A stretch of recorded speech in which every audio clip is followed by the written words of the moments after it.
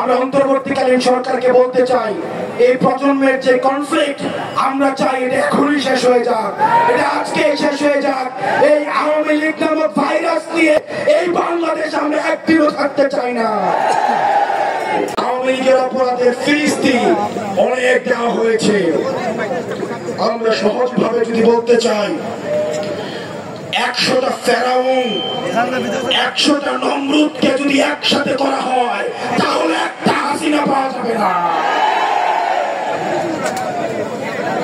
আমরা স্পষ্ট ভাষায় বলতে চাই, এদেশের রাজনীতিবিদ যারা রয়েছেন, ফেসিবাদ বিরোধী রাজনীতিবিদ যারা রয়েছেন, আপনাদের প্রতি আমাদের সম্মান রয়েছে, শ্রদ্ধা রয়েছে।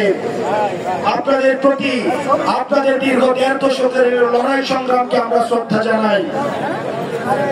একই সাথে সাথে এই জিনিসটি আপনাদের কাছে আহ্বান জানাই, এই আওয়ামী লীগের চ্যাপ্টারটা 5ই আগস্ট ক্লোজ হয়ে গেছে, এটাকে রিওপেন করার চেষ্টা করেন না। ডক্টর মোহাম্মদ ইউনূস, আপনাকে আলোচনা করতে হবে মুক্তার ভাইয়ের সাথে, আপনাকে আলোচনা করতে হবে স্নিগ্ধর ভাইয়ের সাথে, আপনাকে আলোচনা করতে হবে ওয়াসিমের ভাইয়ের সাথে, আপনাকে আলোচনা করতে হবে আবুসাইদের বাবার সাথে, আপনাকে আলোচনা করতে হবে যাকে রাজনৈতিক কারণে উঠে নিয়ে গিয়েছে ইলিয়াসের স্ত্রীর সাথে। সংগ্রামী সহযোদ্ধা, আপনাদেরকে বলতে চাই, শেষ রক্তবিন্দু দিয়ে একজন ব্যক্তি যদি থাকে এখানে, আরো যদি 1 মাস প্রয়োজন হয়, 1 বছর প্রয়োজন হয়, আওয়ামী লীগকে নিষিদ্ধ না করা পর্যন্ত আমরা এই ময়দান ছাড়ব না।